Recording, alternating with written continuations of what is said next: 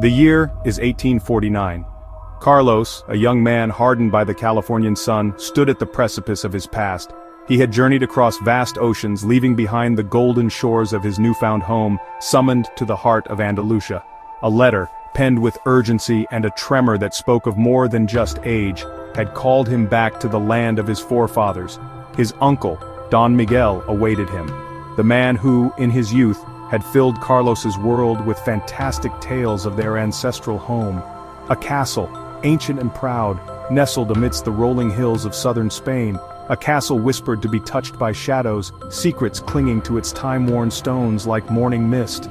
Carlos, despite the anxieties gnawing at his heart, felt a thrill course through him. This was his legacy, a history whispering through his veins as surely as the Spanish blood that warmed him. He urged his horse forward, the beast's hooves kicking up dust, each step carrying him closer to the looming silhouette of the castle and the mysteries that awaited him within.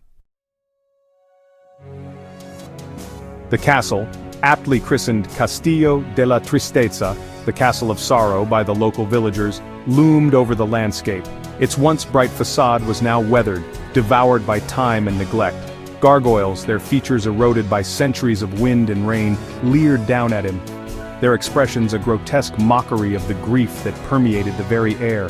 The iron gates, wrought with intricate designs that spoke of a time when beauty held sway, groaned open as if disturbed from a slumber of ages. The courtyard, once vibrant with life and laughter, was now a graveyard of forgotten memories.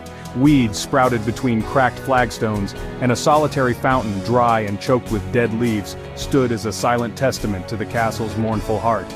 As he dismounted, the air grew heavy, laden with the scent of damp earth and something ancient, something akin to forgotten dreams. It pressed down on him, suffocating, and he fought the urge to turn his horse around and flee back to the sun-drenched shores of California. Yet the urgency in his uncle's letter, the tremor in the aged hand that had penned those lines, spurred him forward. He handed the reins to a stable boy, his eyes wide with a fear that mirrored Carlos's own, and stepped into the maw of the castle. The shadows seemed to reach for him, eager to swallow him whole,